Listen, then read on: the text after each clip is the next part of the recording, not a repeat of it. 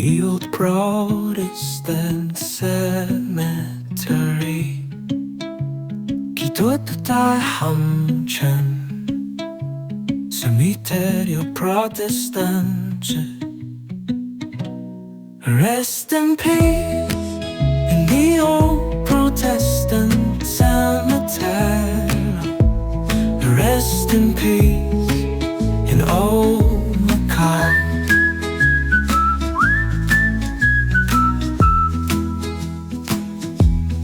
Rest in peace, George Chinnery. Rest in peace, Robert Morrison. Rest in peace, Henry John Spencer Churchill.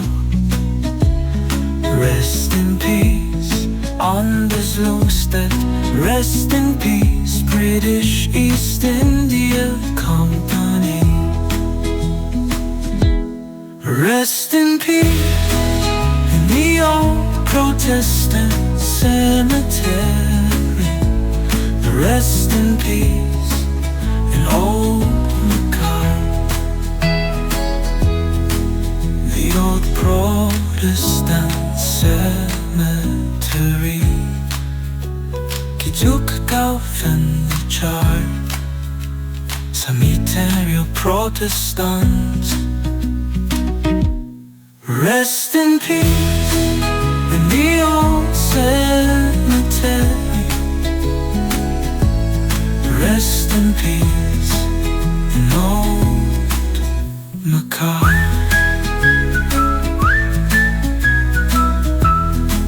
This is kind of an amazing cemetery in Macau here called the Protestant Cemetery, and we're gonna just kind of walk through it and kind of highlight some history in here.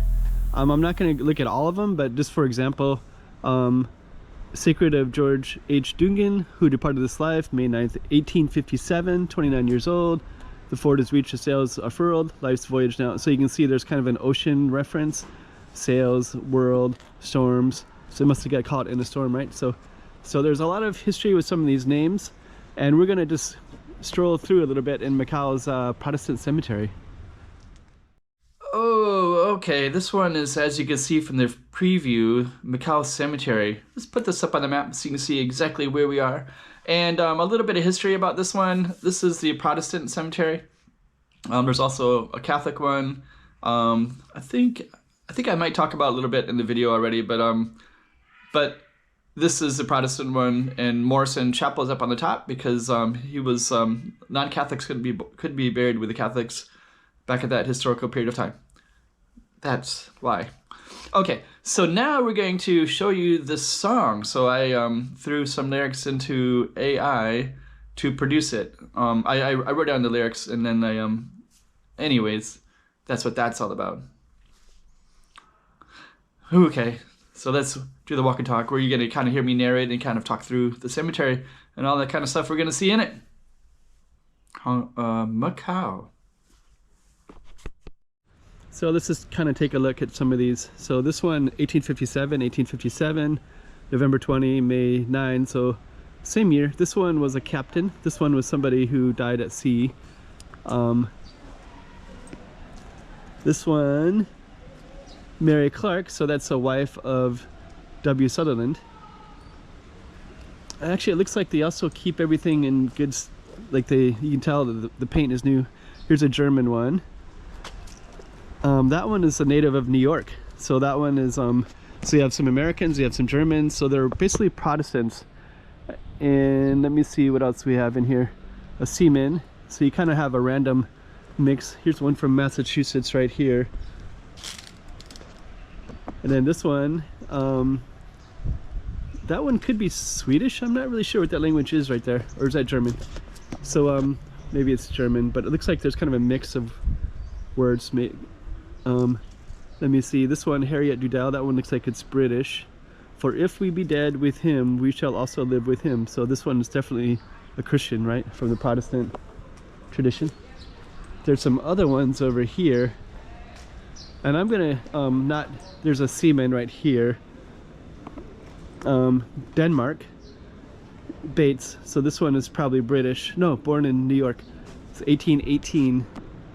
died in 1850. It died in 1851. So a lot of these, from my understanding, here's another seaman, Joseph James West. So my understanding of a lot of these is that originally they weren't allowed to be buried with the Catholics. Huh, that's a whole different script right in here. That's kind of interesting. I don't recognize that script. Is that something like the Georgian script or something? I just don't recognize it at all. But this person is Tishkun Seth, daughter of late Erathun Maruth. I just don't know that language at all.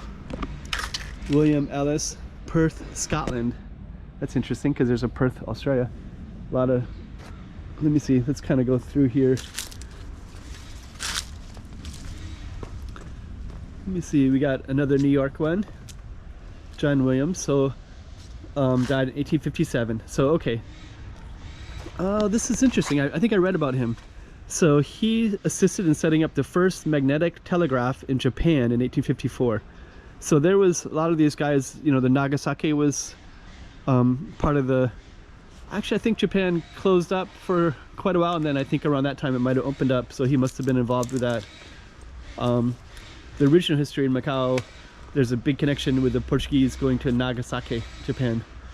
So that would have been a lot earlier in the history than 1850s, which is what most of these are. Here's another American, New Hampshire. So we kind of have a mix. So this one is a Presbyterian mission. Okay. Agnes, daughter of Reverend. So there's a Reverend and his daughter Agnes. Age 16 months, so she was a little baby when she passed away. Charles Hodge, infant son. So these are like little kids right in here that passed away. So there's a lot of history in here, as you can see. George Chinnery, this is a big one. George Chinnery is a watercolorist in Macau. So they really kept this up really nicely. So yeah, so he died on 8 Rua de Ignacio Baptista. This is near the church, Lorenzo, São Lorenzo, St. Lawrence's church. So there's a street right there, and George Chinnery Street is on the corner with Ignacio Baptista. So that's kind of interesting that they have, I don't know if you can see that so well in the camera. A lieutenant.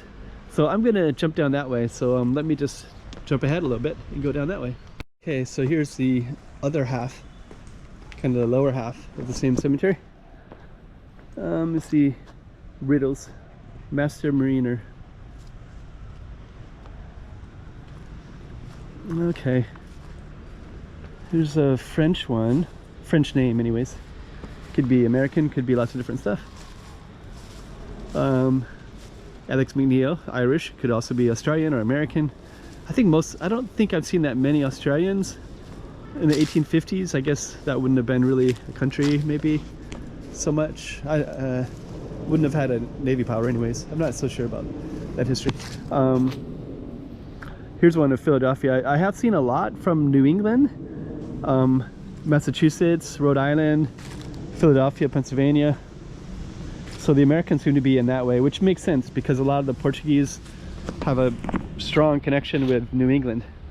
So even to this date, there's a lot of Portuguese speakers in New England, the United States. And so I think a lot of those ships would also be moving back and forth between Macau, New England, the United States, London, of course, Lisbon. So Frank Scott, corner of Malacca. So Malacca also has a big, in Penang was listed there too. Freemasonry. 1792, this is one of the, much earlier than the other ones. Boston. So, okay, I don't think I'm gonna walk into this one so much. I'm just kind of giving you an idea of what's here, really. I don't think I want to film too much more. let me just walk over on the other side here. But anyways, you can see it's here. You can get an idea that this is the Protestant cemetery. They weren't allowed to be buried in the Catholic one. And so what they did was they, I think there was kind of a debate about this, but here's another shipmates one.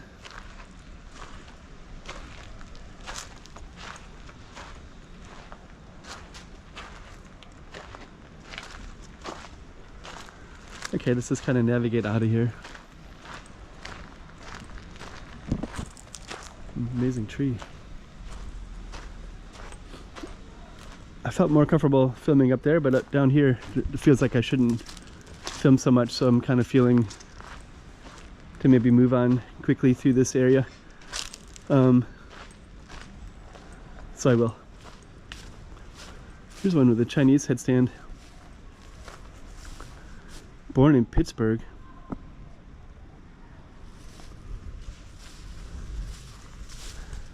Okay, so we're gonna just move on out of here. So so this cemetery was set aside because of historically it was mostly Portuguese and Catholics, and so they were the first people here, Europeans, and then later, especially around this time, 1850s, when a lot of these people passed away, there was a large number of non-Portuguese people here, predominantly England, which later became Hong Kong. They turned Hong Kong into England, I guess I should say. And then there was Americans, and they were involved with trade as well. Denmark, you saw Denmark one. There's definitely Swedish here. There's some streets, this one street named after a Swedish guy. This is a little church. Let me just walk in real quick.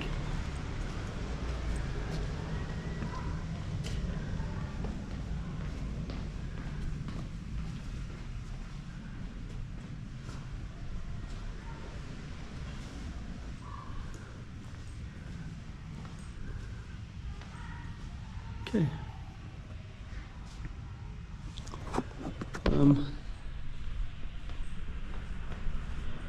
I'm gonna come on out of here. The Morrison Chapel is the name of this, by the way. They still actively have church. So let me move out of the Macau Protestant Cemetery and Chapel and Cemetery. And we're just gonna come out into Camoish Park.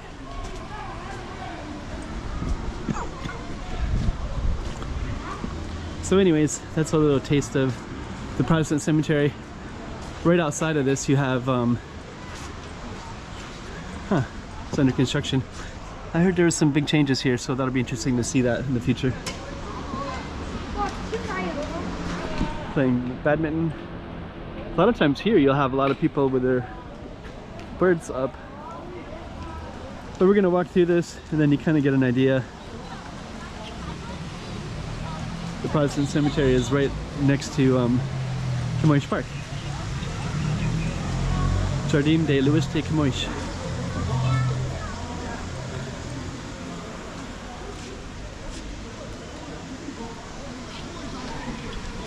And over on the sides here, they're playing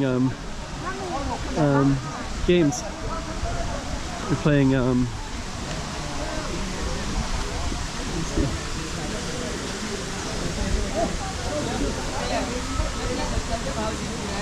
So there's a couple different games in here.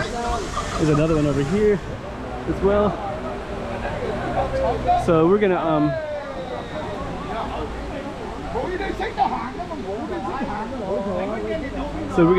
fade on out of here. So this will just kind of lead us right into all the different typical other stuff in Macau. And with that note, this is the Camoish Park entrance right in here. And then right over there is where we're at, the Protestant Cemetery. And I guess I'm gonna close on this big plaque right there. So that's Macau for you. Rest in peace in the old Protestant cemetery. Rest in peace in old Macau. Protestant cemetery.